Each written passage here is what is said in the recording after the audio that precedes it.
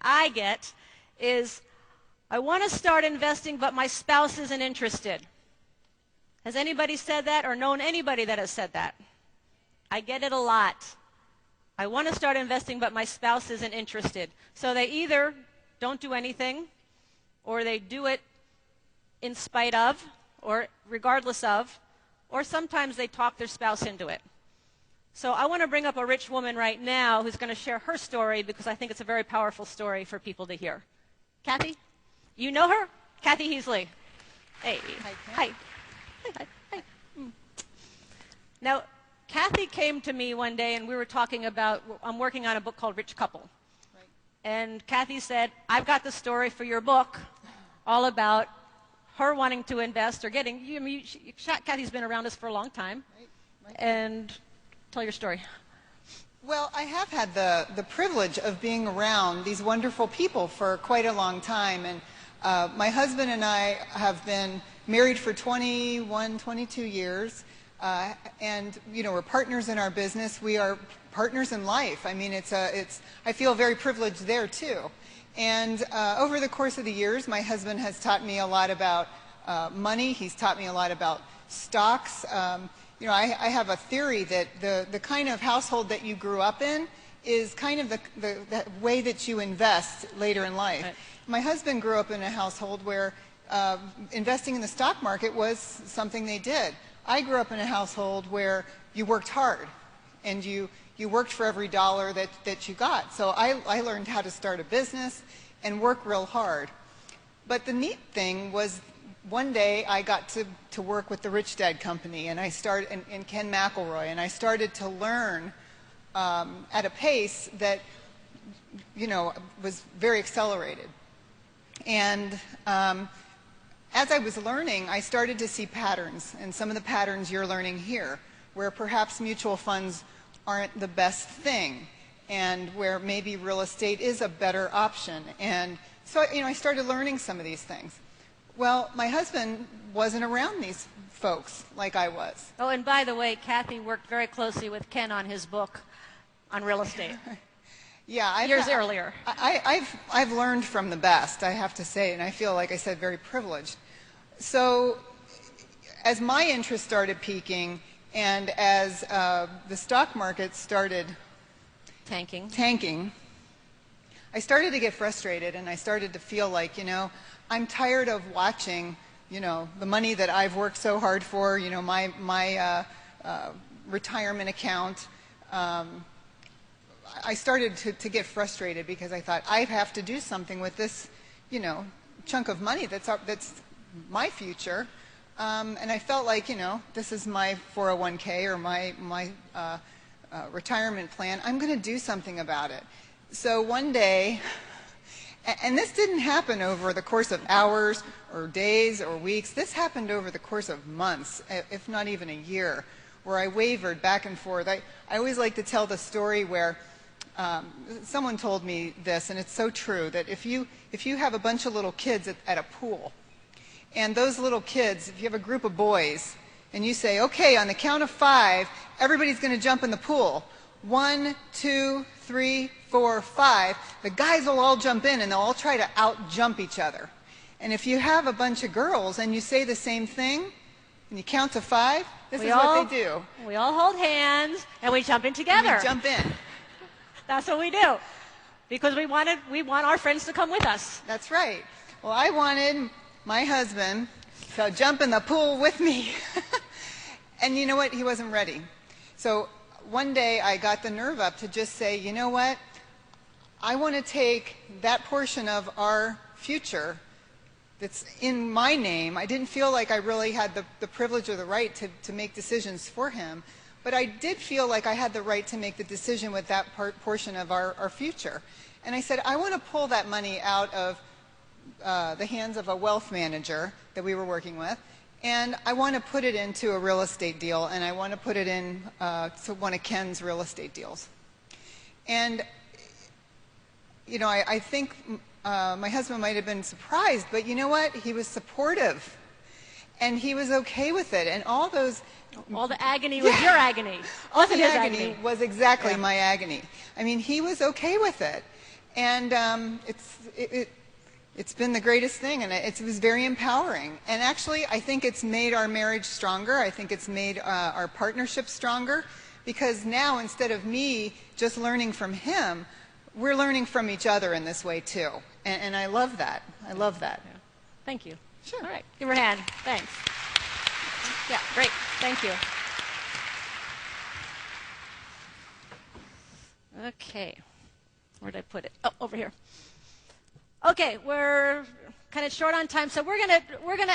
Is everybody willing to play a little exercise? Hello? You all willing to participate? Okay. How many have heard anybody, even yourself, say investing is risky? Let me see. Come on. Thank you. How many people believe investing is risky? Good. Thank you. Okay. Let's talk about why. We're going to do a little exercise. It's going to be very quick, going to be very simple. We have the rich woman stock market. It goes from 1 to 10 points. Your job as an investor, we're going to see how good an investor you are. Your job as an investor is to determine, is the market going to be going down or the market going up? Now, a person that thinks the market is going up is called what in the stock market world? A bull. And somebody who thinks the market's going down is called a what? Bear. So we're going to determine, are you bears or are you bulls? Okay, now to make it interesting, imagine if we really had the time, I would have you pull out your money. Every decision you're going to make is worth 100 ringgits. How many? 100 ringgits. Okay. I'm thinking of a number between 1 and 10. The number is not 5. Your job is to determine, is the market going below 5 or above 5? Are you a bear or are you a what?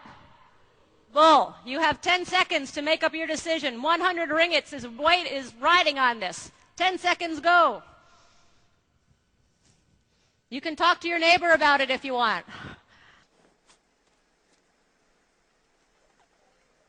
Okay, time's up.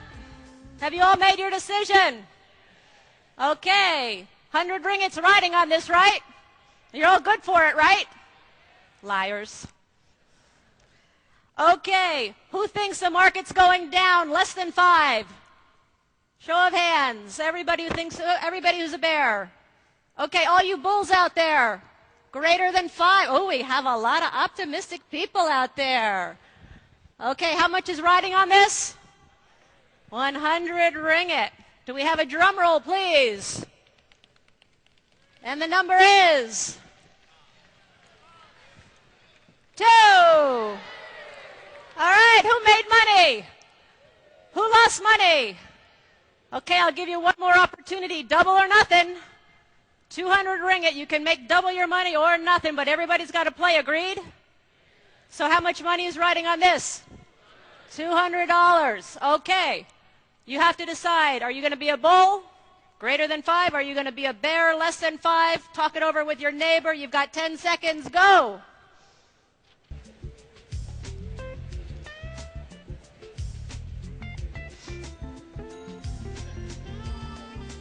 And time is up. Everybody made a decision. Who thinks the market's going up? Where are my bulls? Whoa. Where are my bears? All right. Let me see those bulls again. All right. How much money's riding on this? 200 ringgit. Ooh. Drum roll, please. And the number is 2. Who made money? Who lost money? All right, talk it over with your neighbor.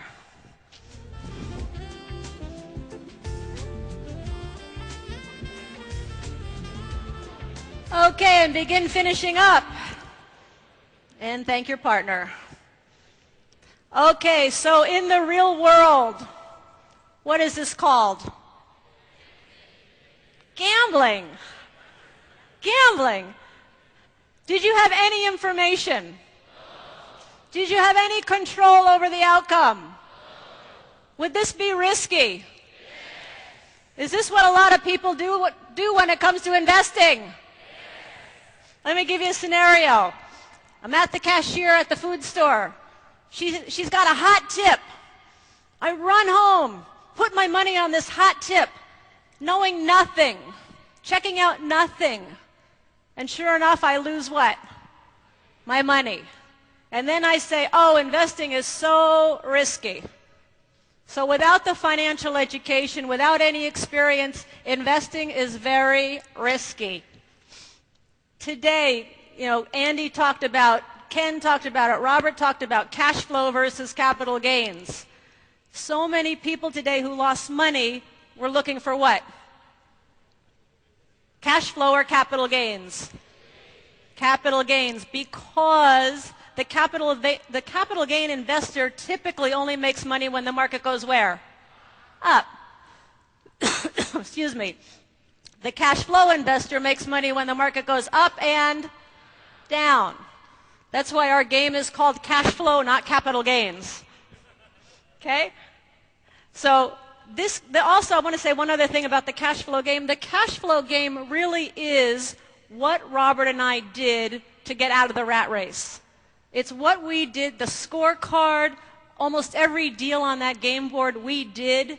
The deal cards is how we look at a deal. So if you have an opportunity to play this game, please play this game, because what we're finding is people who are sending us all their success stories and their testimonials, who are now investing, who are now out of debt, all of that, they contribute it to playing the cash flow game, because once they get in there, it's very real life. So if you have an opportunity to play it, please play the game. One other commercial plug. If you are in debt of any sort, Robert and I had tremendous debt. At one point, we were over $500,000 in debt from a business that had gone bad and from credit cards and things like that. And we found a formula, and this is called how we got out of bad debt. You know the difference between bad debt and good debt? Okay? Bad debt makes you poor. Bad debt is things like credit card debt, car loans, all that stuff you have to pay for, where good debt buys your assets for you. So we found this formula. We discovered a formula, and we put it into practice, and we have a CD about it, and this is the beauty of it. There is nothing different you have to do than what you're doing today, except two things. Number one, if you're going to buy something on a credit card, you got to pay it off the month you buy it. You cannot accumulate any more long-term credit card debt, number one. Number two, the only other thing you have to do, if you want to be debt-free, I mean everything, cars, houses, everything, in about 7 to 10 years, everything, you only have to come up with $100 more a month. That's it. And that's on here. And that's what Robert and I did. We did it. It works. I mean, if you're in debt, I'm going to say get this product if you're in debt and need to get out of debt, because it's a very simple program, and it really is a must if you're swimming in debt. If you can't come up with an extra $100 a month, are you ever going to be a successful investor? I don't think so. So I really highly recommend this. Okay, so in closing, I just want to talk about one other thing, and that is this. I have come to learn over the years there's no such thing as a get-rich-quick scheme. There's no overnight pill you can take. There's no deal of a lifetime that's going to make you rich beyond your dreams. Instead, I've learned that investing is a what? Process. It took us from 1989 to 1994, 5 years to become financially free. It took us another 5 years to become what I would call rich. Okay, when we were financially free, we didn't have millions and millions of dollars to live off of. All we had was $10,000 a month coming in every month from our investments, primarily real estate, which at that time was a lot. Until $10,000 is a lot of money to me. However, we only had $3,000 a month going out in living expenses, in our mortgage, in our car payments, in our living, everything. So $10,000 a month coming in, $3,000 going out. At that point, we were financially free. And the beauty of that was, for the first time, we could finally ask ourselves, what is it we want to do with our lives? What is it, what contribution do I want to make? What do I really want to do for the rest of my life? And it was one of the most freeing moments I've ever had. But I've learned that investing is a process. And one of the beauties of the process, and many of you I'm sure have heard this, if here is your, say here you are today, and this is your goal, do you get there from a straight line? Hello? No, it's not a straight line. It goes like this, it goes like this, it goes like this, it goes like this. It looks like one of Andy Tanner's graphs. It goes up and down, you learn, you make mistakes, you have successes, you go through all the things you don't want to, you fight, you go overcome obstacles, you meet new people. The beauty of the process is not the goal, but it's who you become in the process. It's the process, for me, that builds character. It's the process of who I become. I'm not the same person I was back in 1989 because of the process I've been through. Does that make sense? So investing is a process, and many of us are afraid to even get started because we're afraid of making a what? Mistake. Are mistakes part of the process? Absolutely, and mistakes are the way we learn. So it is a process. There are mistakes. And I'm really excited to announce something that this is the first time I've ever announced this. I'm really excited because we do have a new Rich Woman product. And I'm very, very excited. This is the first place that we've ever launched it. As a matter of fact, we created it just so it could be here for this show. And it's all about the process. And it's purple. This is our new Rich Woman, what we call our Rich Woman GPS. Ooh. Ooh.